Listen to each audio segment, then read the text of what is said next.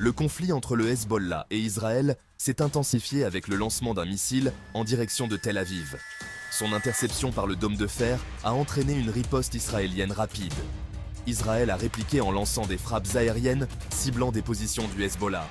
Cela a suscité l'inquiétude de la communauté internationale. Les échanges de tirs entre le Hezbollah et Israël ont tragiquement fait des victimes civiles des deux côtés. Les frappes aériennes israéliennes ont causé des dommages aux zones résidentielles, tuant et blessant des civils innocents. Le nombre croissant de victimes a mis en évidence le coût humain du conflit. La crise humanitaire a été exacerbée par la destruction des infrastructures.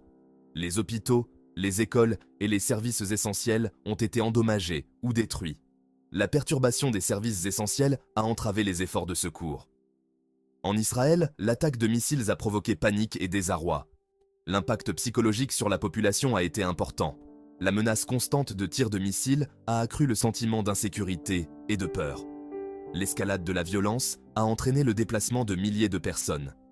Des familles ont été contraintes de fuir leur maison à la recherche de sécurité. La crise du déplacement a compliqué les efforts d'assistance. Les organisations internationales sont intervenues pour apporter leur aide, mais les défis restent considérables. Les enfants dans les camps rencontrent des difficultés pour accéder à l'éducation. Malgré toutes les difficultés, des efforts communautaires sont déployés pour reconstruire et redonner espoir. La communauté internationale a réagi à l'escalade du conflit par une condamnation généralisée et des appels urgents à la désescalade. Quatrième partie. L'aide sous le feu. Les efforts humanitaires entravés par la violence continue. Les organisations humanitaires ont été confrontées à d'énormes défis pour fournir de l'aide aux personnes dans le besoin. La violence et l'insécurité persistantes ont rendu difficile l'accès aux zones touchées et la fourniture des services essentiels. Les risques encourus par les travailleurs humanitaires ont compliqué les efforts de secours. La destruction des infrastructures a entravé l'accès aux populations vulnérables. Les routes et les ponts endommagés ont rendu difficile le transport des fournitures et du personnel vers les personnes dans le besoin. La perturbation des réseaux de communication a encore entravé la coordination et la communication. Le blocage des routes d'acheminement de l'aide a aggravé la crise humanitaire. Les restrictions imposées à la circulation des biens et du personnel ont empêché les fournitures essentielles de parvenir à ceux qui en avaient le plus besoin. La communauté internationale a appelé à un accès humanitaire sans entrave.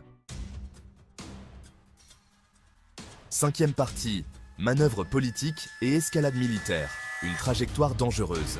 L'escalade du conflit s'inscrit dans une dynamique politique complexe. Les rivalités régionales et les alliances internationales ont façonné les réactions. Les manœuvres politiques ont menacé les efforts de désescalade.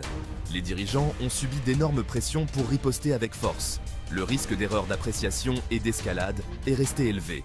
Le renforcement militaire a alimenté les craintes d'un conflit plus large.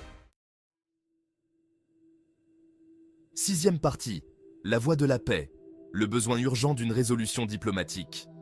La communauté internationale a reconnu le besoin urgent d'une solution diplomatique au conflit.